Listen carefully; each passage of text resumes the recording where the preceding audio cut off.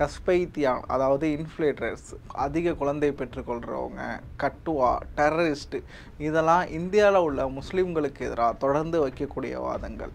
இப்போ என்ன ஹைலைட்ஸ்னால், இதெல்லாம் கடந்த தேர்தலில் பிரதமரே ஓப்பனாக எல்லா இடத்துலையும் பேசிக்கிட்டு இருந்தாருங்கிறது தான்.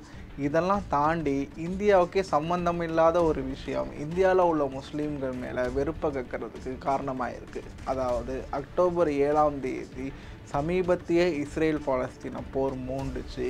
இதை வச்சுக்கிட்டு இந்தியன் முஸ்லீம்ஸ் எந்த அளவுக்கு டார்கெட் பண்ணப்படுறாங்க. அதாவது நீங்கள் அந்த இஸ்ரேல் பாலஸ்தீன் வாரில் மாரலாக ஏதாச்சும் ஒரு பக்கத்து, நான் இஸ்ரேல் பக்கத்தோ பலஸ்தீன் பக்கத்தோ நிற்கிறேங்கிறது. அதாவது ஒரு இந்தியன் முஸ்லீமு நான் பாலஸ்தீனத்தை சப்போர்ட் பண்ணுறேன்னு சொல்லிட்டா நீ ஒரு டெரரிஸ்ட் சிம்பத்தைசர்னு இங்கே உள்ள முஸ்லீம்கள் நெருக்கடிக்கு உள்ளாக்கப்படுறாங்க. இதே தான் தாலிபான் ஆப்கானிஸ்தானில் பொறுப்பேற்கும் போது நடந்துச்சு.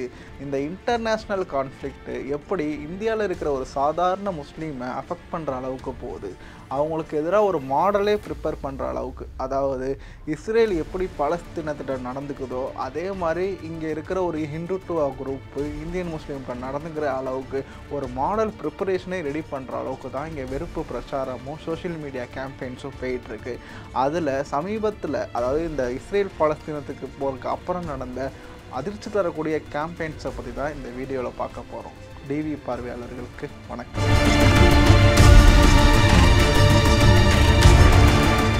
முதல் விஷயம் ஃபால்ஸ் நியூஸ், பொய்யை கட்டமைக்கிறது. American journalist Janet Leary Narendra Modi திரும்ப தோத்துட்டா இங்கே இந்துக்கள் மிகப்பெரிய அளவில் வெளியேற்றப்படுவாங்க, இந்துக்களுக்கு எதிராக இனப்படுகொலையே நேருன்னு சொன்னார் அப்படின்ட்டு ஒரு செய்தி இந்த தேர்தலில் பரப்பப்பட்டுக்கிட்டு இருந்துச்சு. இந்த செய்தியை ஜெனட் லேரி சொன்னார். அவர் எப்போ சொன்னார்னா 2015ஆம் ஆண்டு அமெரிக்கன் திங்கருங்கிற ஒரு கன்சர்வேட்டிவ் ஃபேசிஸ்ட் ரைட் விங் இதழில் இதை குறிப்பிட்டார். அதுவும் எதை மீன் பண்ணி குறிப்பிட்டார்னா 2015ஆம் ஆண்டு நடந்த பெங்கால் எலெக்ஷனை மீன் பண்ணி குறிப்பிட்டார்.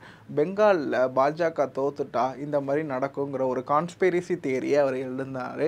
இதை அப்போதைய பெங்கால் கவர்னர் அதாவது தகத் ராவை ஷேர் பண்ணியிருந்தார். இதன் மூலயமா நம்ம புரிஞ்சுக்க வேண்டியது என்னென்னா, ஃபால்ஸ் நியூஸுங்கிறது பொய் சொல்கிறது மட்டும் கிடையாது, இடத்துக்கும் சூழலுக்கும் ஏற்ற மாதிரி புதுசாக பொய்களை கட்டமைச்சு அதையே ஒரு ப்ராப்பகண்டாவாக கேம்பெயின் பண்ணுறது. ரெண்டாவது விஷயம் முஸ்லீம் த்ரெட்டன், அதாவது முஸ்லீம்களை காட்டியே இந்துக்களை அச்சுறுத்துகிற விதமாக, பெரும்பான்மையான மக்களை அச்சுறுத்துகிற விதமாக பேசிக்கிட்டு இருக்கிறது. நீங்கள் அமாஸை எடுத்துக்கோங்க. அமாஸுங்கிறது வெறும் சாதாரண ஆர்கனைசேஷன் இல்லை, அது ஒரு முஸ்லீம் ட்ரைப் ஆர்கனைசேஷன். அது ஒரு சின்ன பகுதியில் இருந்துக்கிட்டு இஸ்ரேல் மேலே எவ்வளோ வன்முறை புரியுது பாருங்கள். அதே மாதிரி தான் இந்தியாவில் எந்த ஒரு பகுதியிலையும் முஸ்லீம்கள் ஒரு சிறிய அளவில் அணி திரட்டினாலே அது இந்துக்களுக்கு மிகப்பெரிய அச்சுறுத்தல். இந்த மாதிரி தான் 1000 ஆண்டு காலம் இவங்க நம்ம இந்துக்களை ஆண்டாங்க, அது மீண்டும் திரும்ப வேண்டும்ங்கிறீங்களா ஒரு செய்தியை, அதாவது பயம் காட்டியே பெரும்பான்மையான மக்களை தங்கள் பக்கம் இருக்கிற விஷயத்தை இவங்க தொடர்ந்து செஞ்சுக்கிட்டு வந்தாங்க. மூன்றாவது விஷயம் செக்யூலரிசம், அதாவது மதச்சார்பின்மை. எனக்கு எப்போவுமே ஆகாத விஷயமே இதாண்டாங்கிற மாதிரி அவங்க மதச்சார்பின்மைக்கு எதிராக மிகப்பெரிய அளவில் பிரச்சாரம் மேற்கொண்டாங்க. இஸ்ரேலை எடுத்துக்கங்க. இஸ்ரேல் எப்படி இந்த வலிமையான போரை நடத்துது, இவ்வளவு தீரமாக இந்த போரை நடத்திக்கிட்டு இருக்கு தெரியுமா? அவங்க தங்களை ஒரு யூத ஜியோனிஸ்ட் கண்ட்ரின்ட்டு அறிவிச்சுக்கிட்டு இருக்கிறனால தான் அவங்களால ஒற்றுமையாகவும் பலமாகவும் இருக்க முடியுது, அந்த மைனாரிட்டி பீப்புளை எடுத்து சண்டை போட முடியுது. அதே மாதிரி நம்ம இந்தியாவில் எப்போ ஒரு ஹிந்து பெரும்பான்மை அரசாக உருவாகிறோமோ, தங்களை ஒரு ஹிந்துத்துவா ஸ்டேட்டை அறிவிச்சுக்கிறோமோ, அப்போ தான் நம்மளாலையும் பலமாக இருக்க முடியும். நம்ம செக்யூலரிசம்னு சொல்லி இத்தனை காலம் இழந்ததெல்லாம் போதும், எதுக்கு இவங்களுக்கு எல்லாத்துட்டையும் கொடுத்துட்டு போகிறதுக்கா? நம்மளை காப்பாற்றிக்கிறதுக்கு நம்ம ஸ்டேட்டை இந்த செக்யூலர் தொல்லையிலேருந்து விடுபடணும், அதற்கு நம்ம ஹிந்துத்துவா ஸ்டேட்டை அறிவிக்கணுண்டு ஒரு விதமான கேஸ்லைட்டிங் கேம்பெயினை இவங்க எல்லாரும் இந்துக்கள் மத்தியிலையும் செஞ்சுக்கிட்டு வராங்க. நான்காவது விஷயம் ஃபேசிசம், அதாவது அல்டிமேட்டாக இவங்க எங்கே வந்து நிற்கிறாங்கன்னா, இந்தியா ஒரு ஃபேசிஸ்ட் ஸ்டேட்டாக நம்ம அறிவிக்கணுங்கிற தகவலை சொல்லாமல் சொல்கிற விஷயமாக தான். ஏன்னா இஸ்ரேலை எடுத்துக்கங்க. சில நாட்களுக்கு முன்பு தான் அங்கே வந்து ஜுடிஷியல் ரிஃபார்ம் பில் அமல்படுத்தப்பட்டுச்சு. அதாவது நெத்தனியாஹூ தன்னோட அதிகாரத்தை பலப்படுத்துறதுக்காக இந்த பில்லை கொண்டு வராரு. இஸ்ரேலில் உள்ள யூத மதவாதிகளும் சரி, சாதாரண குடிமக்களும் சரி, எல்லாரும் ஒருமித்த குரலில் இந்த சட்டத்தை எதிர்க்கிறாங்க. இந்த சட்டத்தை எதிர்க்கிறது மூலயமா அரசோட கவனம் ஃபுல்லாக இந்த மக்களோட போராட்டத்தில் அடக்கிறதுலேயே முடியுது. இதனால தான் இந்த கேப்பை பயன்படுத்திக்கிட்டு ஹமாஸ் போன்ற இயக்கங்கள் இஸ்ரேலுக்குள்ள ஊடுருவி இப்போ போரை நடத்திக்கிட்டு இருக்காங்க. அதே மாதிரி தான் இந்தியாவில் இந்த லெஃப்ட் கும்பல், லிபரல் கும்பல்லாம் சேர்ந்து நம்ம கொண்டு வர எல்லா சட்டத்தையும் போராட்டம் பண்ணுறேன், நான் வந்து எதிர்க்கிறேங்கிற பேரில் எல்லாத்தையும் வீணடிச்சுக்கிட்டு இருக்காங்க. இப்படியே நம்ம ஜனநாயகம் சட்டப்பூர்வம்னு பேசிக்கிட்டு இருந்தால் இந்த கேப்பை பயன்படுத்திக்கிட்டு இந்த கும்பல், அதாவது இந்த சிறுபான்மை கும்பல் நம்மளை முழுக்க ஆக்கிரமிச்சிடும்.